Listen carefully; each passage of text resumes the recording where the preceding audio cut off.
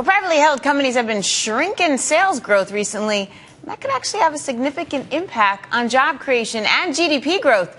Joining us now to look at the challenges facing private companies is the co-founder and CEO of Sageworks Incorporated, Brian Hamilton. Brian, it's good to have you back. I think one thing that a lot of us miss, I sure did, was that private companies drive 50% of GDP. We're always talking about publicly traded companies. At least, remember, 26 million companies, but only 5,000 of which are publicly traded. So the vast amount of energy is generated by these private companies. And job growth, 65% of job growth comes from privately held companies. At least. And here's the thing. For the past 2 years, you know this, we've been on before. Right. These companies have been growing very well, but their rate of growth is down by 50% in the past 6 months.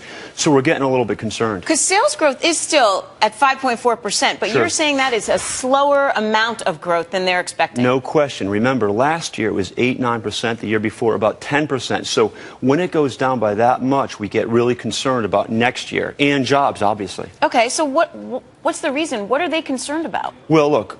It's not that they're concerned. They're always concerned when their sales are going down. These are Main Street companies, and when they have less money coming in the front door, that's an issue. It means their customers are buying less right now by about 50%. Usually this data is a precursor as to what's going to happen in the future. So that's why we got you the data, because really it's the first time it's aberrational data where over the past 2 years we give you good news, right? Yeah. But in the last 6 months it's not so hot. So the trend is more important than the number. And you're saying the trend is down? Way down. So why? What are the reasons they're telling you? Okay. No one knows, all right? But remember, we're in about 36 months of recovery, right? I mean, the news has been good. Not great on the GDP front, but going up, right? But we've had recovery. The average expansionary cycle is about 4 years. We're into 37 months.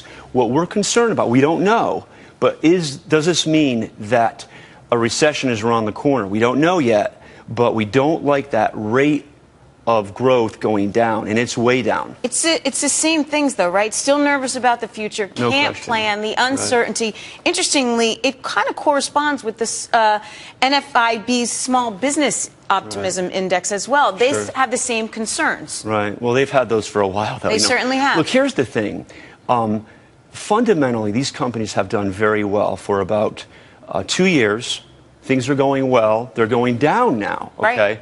Fundamentally, they're doing well. The finances are good. Sales are going up. Profit margins are good.